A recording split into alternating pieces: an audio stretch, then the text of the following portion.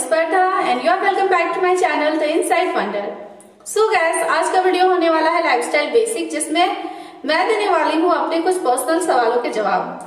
जी हाँ, कुछ लोग हैं जो कि मुझसे जानना चाहते हैं कि क्या मैं YouTube के अलावा दूसरे सारे प्लेटफॉर्म्स पर भी एक्टिव हूँ, और उन प्लेटफॉर्म्स पर एक्टिव हूँ तो मैं उनके बारे में आपसे कभी शेयर क्यों नहीं करती हूँ।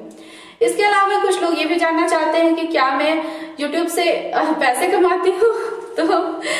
तो चलिए, इतनी सारी बातों को ध्यान में रखते हुए आज का वीडियो शुरू करते हैं। अगर आपने मेरे चैनल को सब्सक्राइब नहीं किया है तो प्लीज मेरे चैनल को सब्सक्राइब कर लीजिए, साथ में बेल आइकन पर जरूर प्रेस कीजिए। मैं हूँ स्पर्धा, और मैं आपको बताऊं कि आज से 3 साल पहले मैंने YouTube शुरू करा था। जब मेरी शादी के 1 साल बाद जो मैंने शुरू करा था, मैंने इसे एज अ हॉबी शुरू करा था। मैंने सोचा था कि मैं अपनी क्रिएटिविटी को, अपने टैलेंट को, अपनी क्षमताओं को, अपनी जानकारी को आपके साथ शेयर करूंगी। इतना ही मोटिव था, क्योंकि इससे पहले मैंने टीचिंग का काम किया था। तो ये मेरी आदत में है कि अगर मेरे पास किसी भी बात की जानकारी है और सामने वाला इच्छुक है तो मैं उसे बताऊं, कॉन्सेप्ट क्लियर करूं। तो इसलिए मैंने YouTube शुरू किया था। धीरे धीरे मुझे पता चला कि YouTube मोनेटाइज हो जाता है अगर आपके पास 1K यानी कि 1000 सब्सक्राइबर होते हैं और 4000 वॉच टाइम होते हैं आपके चैनल पर। तो ऐसा ही हुआ, मेरा YouTube जो है इन सारी चीजों को क्वालिफाई कर गया। तो मुझे एक ईमेल आया YouTube की ओर से कि आप अप्लाई कर सकते हैं मोनेटाइजेशन के लिए। फिर मैंने जो है उसमें जो भी रिक्वायरमेंट्स थे, जो भी फॉर्म था, उसे फिल किया। देयर आफ्टर मैंने सेंड कर दिया YouTube को। उसके बाद उन्होंने मुझे देखा कि मैंने किसी भी तरह का दूसरे का वीडियो चोरी नहीं करा है, किसी भी तरह का क्लेम नहीं है, कॉपीराइट म्यूजिक नहीं लगाया है। तो उन्होंने मेरे चैनल को मोनेटाइज कर दिया और मेरे चैनल पे आने लगे एड्स आने के बाद जो सेकंड स्टेप हुआ वो ये हुआ कि जब भी आपके चैनल के थ्रू आपने $10 कमा लिए हो, तो आप कहाँ रहते हो, आप अपने एड्रेस पर एक वेरिफिकेशन कोड है वो आता है, उसे आपको लेकर के भरना होता है YouTube के फॉर्म में। तो मैंने अपने जो जहां मैं तब रह रही थी, मैंने उस एड्रेस पर अपना वेरिफिकेशन कोड मंगवाया, जो कि आई थिंक 6 डिजिट का मिला था मुझे। तो मैंने उसे YouTube पर फिल कर दिया और फिर मेरा एड्रेस भी वेरीफाई हो गया। ये एड्रेस वेरीफाई इसलिए किया जाता है ताकि आपके जो बटन आते हैं, सिल्वर बटन, गोल्डन बटन, इन्हीं एड्रेस पे मिलेंगे आपको। नाउ अब आपने बैंक अकाउंट लिंक कर दिया। एक मिनिमम क्राइटेरिया होता है, जो कि एक सीमा होती है, आप मान लो। और मैं आपको बस इतना बताना चाहती हूँ, हमारी गाइडलाइंस नहीं है कि हम ओपनली कोई बात कहें अपने सैलरी के बारे में। तो इसलिए मैं आपसे बस इतना कहना चाहती हूँ कि वो अंडर 10,000 बक्स ही होता है, उसे हमें टच करना होता है। 10,000 के अंदर वो एक अमाउंट है जिसे हमें टच करना होता है, वहां तक अपने अर्निंग को पहुंचाना होता है। वहां तक अर्निंग पहुंच जाती है तो वो हमें YouTube जो है हमारे अकाउंट में ट्रांसफर कर देता है। और अगर उससे आप ज्यादा कर लेते हो तो बिल्कुल कर देगा वो भी, और उतना करोगे तो मिनिमम तो उतना करना ही होगा, तभी वो ट्रांसफर करेगा। अदरवाइज वो आपके YouTube के अकाउंट में, और आप उसे कह सकते हो एडसेंस अकाउंट में सिक्योर रहता है, आपका पड़ा हुआ है। फिर आपने उसमें बढ़ा के फिर वो मिनिमम जो है वो पड़ा हुआ, जो टच कर लिया, फिर आपके अकाउंट में वो आ जाता है। तो इस तरह से होता है। आप उसके लिए 1 महीने का टाइम ले सकते हो, 1 साल का ले सकते हो, या फिर मतलब 2-3 महीने का ले सकते हो, जैसे लो। आपको वो मिनिमम टारगेट जो है हिट करना होता है। तो इन्हीं एड्स के थ्रू मुझे पैसे मिलते हैं। फिर मैं बताऊं कि कुछ जो कंपनियां हैं, कुछ एड्स मैं देख रही हूँ, कुछ चैनल पर जो है एड्स आ रहे हैं जबकि चैनल मोनेटाइज में नहीं है। तो ऐसे में पैसे कहाँ जाते हैं इन एड्स के पैसे, जिनके चैनल मोनेटाइज नहीं है, आपके पैसे YouTube के पास जा रहे हैं। कंपनियां ये सारे पैसे YouTube को दे रही है, जो कि YouTube आपको नहीं दे रहा है, क्योंकि आपने मोनेटाइजेशन वाला क्राइटेरिया जो है जो भी टारगेट है 1000 सब्सक्राइबर का और 4000 वॉच टाइम का आपने पूरा नहीं किया है, तो ये YouTube को ही मिल जा रहा है। इसलिए YouTube आपके सारे पैसे ले रहा है। तो कोशिश करिए अपने चैनल को मोनेटाइज करने की।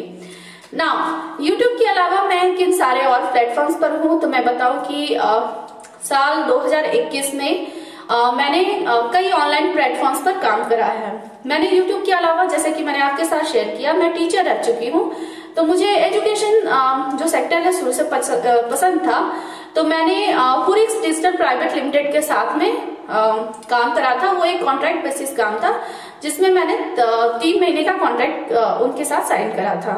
इसके बाद मैं बताऊं कि धीरे धीरे उनका प्रोजेक्ट एक्सटेंड हो गया था। बाद में 3 महीने के बाद मैं छोड़ सकती थी, लेकिन मुझे उनका प्रोजेक्ट काफी अच्छा लगा था, एज पर मेरा इंटरेस्ट था। और आपको बता दूं कि उसमें मुझे पैसे भी काफी अच्छे मिल रहे थे, तो मुझे ऐसा लगा कि छोड़ना नहीं चाहिए। तो मैंने 6 महीने तक लगातार उस कंपनी के साथ में काम किया था। इसके अलावा मैंने as a content writer Unacademy के साथ काम करा है, फिजिक्स वाला के साथ काम करा है। देयर आफ्टर इसके अलावा मैंने एक बार इंटरव्यू दिया था topper.com के लिए, और क्वालिफाई में कर गई थी, और उन्होंने मुझे ईमेल दिया था 2 नवंबर के दिन आई थिंक, और इस ईमेल को मैंने देखा नहीं था। उसमें एक लिंक आया था उस ईमेल में कि आप उसे क्लिक करके ऑनलाइन ट्रेनिंग ले लीजिए, देयर आफ्टर आपको काम दिया जाएगा। बट वो मैंने ईमेल ही नहीं चेक करा था, और बाद में मुझे शायद थोड़ा अफसोस भी नहीं हुआ, क्योंकि मुझे लगा कि वो काम मेरे लिए हैवी होगा, एज मेरे साथ छोटा बच्चा था, और मुझे लगा कि नहीं, अभी मैं ऐसे ही काम को करना पसंद करूंगी जो कि मैं जब चाहूँ करूँ, जब चाहूँ छोड़ दूं। जैसे कि मैं बताऊं कि जब मैं इन सारी चीजों में जो कंटेंट राइटिंग करती हूँ तो मुझे पसंद होता है प्रोजेक्ट, मेरे पास टाइम होता है तो करती हूँ, नहीं रहता है तो मैं नहीं करती हूँ। हालांकि मैं अपने मेंटर्स का शुक्रिया अदा करना चाहूंगी कि उन्होंने मुझे हमेशा से कोऑपरेट किया है, और वो लोग मुझे प्रोजेक्ट अवेलेबल होते ही इन्फॉर्म करते हैं ना। जो अभी मैं रिसेंटली तो नहीं कहूंगी, यही 1 साल हुए हैं, मैं एक ऑनलाइन प्लेटफॉर्म से जुड़ी हूँ जो कि एजुकेशन सेक्टर में काम कर रहा है और बहुत ही तेजी से ग्रो कर रहा है। वो है ये school.com, और मैं उसके साथ में जुड़ी हुई हूँ एज एन एजुकेटर, जिसके लिए मैंने कुछ कोर्स प्रिपेयर किए थे, और मैंने उसके साथ में कमाई भी करी अच्छी खासी, और आज भी मैं उसमें लगी हुई हूँ। और सबसे अच्छी बात यह है कि वो लोग मुझे काफी ज्यादा सपोर्ट करते हैं। जो को फाउंडर हैं वो भी मुझे सपोर्ट करते हैं। उन्होंने मुझे कहा है, और हम सभी जो टीम उसमें काम कर रही है उसमें उन्होंने साफ कहा है कि हम लोग एम्प्लॉय नहीं है, हम सभी उनके पार्टनर हैं। अगर हम दिल लगाकर काम करें एजुकेशन सेक्टर की ओर तो बहुत ही आगे जाएंगे। और साथ ही में मैं बताऊं कि वो धीरे धीरे ये कंपनी जो है, जिस तरह से बायजूस है, topper.com है, या फिर अनअकैडमी है, इस तरह से ये भी एक कंपनी है एजुकेशन सेक्टर में बढ़ रही है आगे की ओर, बहुत जल्द अपना नाम कमाने वाली है, घर घर तक पहचान बनाने वाली है। आपके बच्चे भी जरूर पढ़ेंगे। स्कूल में जाकर के हम लोग बताते हैं कि किस तरह से आप इससे जुड़ सकते हैं और बच्चे जो है बेनिफिटेड हो सकते हैं। तो मैं उसके लिए भी काम करती हूँ, और हाँ, मैं उससे अर्न भी करती हूँ, मेरी उससे कमाई भी होती है।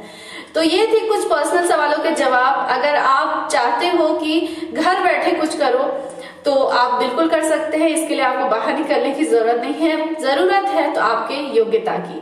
और आपको मैं बता दूं कि मेरे साथ अभी मेरा एक छोटा बच्चा है, तो मेरी नजर में प्रायोरिटी वही है, प्राथमिकता वही है। तो इसलिए बहुत सारे कामों को मैं यूं ही इसलिए भी छोड़ देती हूँ कि मेरे साथ बच्चा है, तो पहले मैं उसे देखूंगी, उसके बाद ही कुछ और देखूंगी। तो जिस कारण से मैं यूट्यूब पर भी कम वीडियोस ही डालती हूँ, लेकिन मैं कोशिश यही कर रही हूँ कि आपसे लगातार कांटेक्ट में रहूं।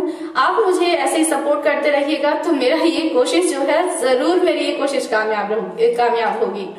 आई होप कि आपको ये वीडियो अच्छा लगा। छोटा सा था जो कि मैं शेयर करना चाहती थी। लोग मुझे पूछते थे कि मैं दूसरे सारे प्लेटफॉर्म्स पर क्यों नहीं हूँ। और हाँ, एक बात और, कुछ लोग ये भी जानना चाहते थे कि मैं फेसबुक क्यों नहीं ट्राई करती हूँ, मैं इंस्टा क्यों नहीं ट्राई करती हूँ। तो मैं आपको बता दूं कि शुरुआती दिनों में मैंने इन दोनों भी प्लेटफॉर्म्स पर यही यूट्यूब के कंटेंट कुछ फॉरवर्ड किया करती थी मैं। लेकिन मैं बताऊं कि मैं इतनी एक्टिव हो ही नहीं सकती हूँ। घर के भी जो इन्वायरमेंट होते हैं उसके अकॉर्डिंग आपको ढलना होता है ना, और बच्चा छोटा है। और मैं आपको बता दूं, थोड़ा मेरा स्वभाव भी ऐसा है कि मेरे फ्रेंड सर्कल भी ज्यादा नहीं है। मैं ऐसा मेंटेन ही नहीं कर पाती, फोन कॉन्टेक्ट तो बिल्कुल ही मेंटेन नहीं कर पाती। घर वालों से भी बात कर लो, वही बहुत है। तो ऐसे में ज्यादा सोशल साइट्स पे मैं एक्टिव नहीं होती हूँ। पर्सनल लेवल पर व्हाट्सएप है, एंड देन ये यूट्यूब है। इसके अलावा इंस्टा वगैरह पे है। शुरुआत में मैंने हैंडल क्रिएट किया था, बट नाउ अभी मैं एक्टिव नहीं हूँ, तो वहाँ आपको कुछ नहीं मिलेगा, अपडेट कुछ नहीं मिलेगा। देखती हूँ धीरे धीरे बच्चा बड़ा होता है, दर्शन बड़ा होता है, कोऑपरेट करता है, तो मैं वहां भी एक्टिव होने की कोशिश करूंगी। आई होप कि आपको सारे सवालों का जवाब मिले। मुझे भी अच्छा लगा आपसे ये सारी बातें शेयर करके।